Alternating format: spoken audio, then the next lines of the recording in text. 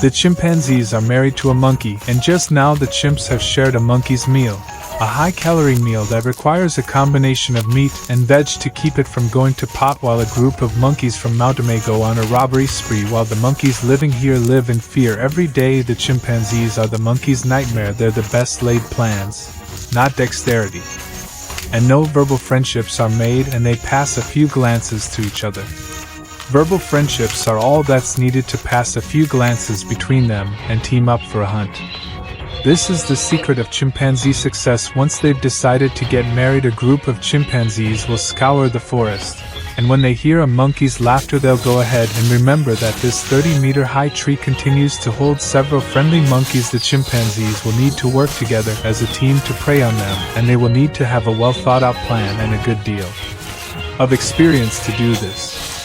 The experienced chimpanzee took the lead. He quietly planted to the front of the 5 heads and then picked the best ambush site. His task is to ambush the fleeing over the friendly as the senior hunter of the operation. In addition to the other several black-hearted police action, they will be ambushed in the senior hunter's 2 taro, mainly to block the agricultural monkey to escape to the other direction. An invisible big net. This unfolded. The next step was for an evictor to drive the monkeys into their traps, and all was ready for the hunt to begin.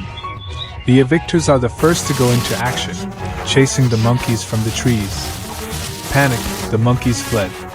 At this point, the chimpanzees in charge of the 2 flanks began to move according to the movement of the grease monkey, cutting off the grease monkey to go elsewhere, but at the same time to drive the grease monkey to the far side of the gradual as the monkey fell into their mood.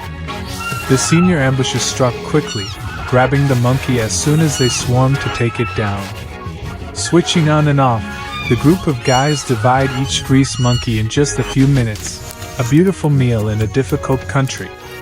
Although each chimpanzee gets a bite of meat, whether or not they get a bigger portion depends on the status in the group and whether or not the hunters who participated in the senior level of the predation operation just now get the biggest, fattest portion of the meat.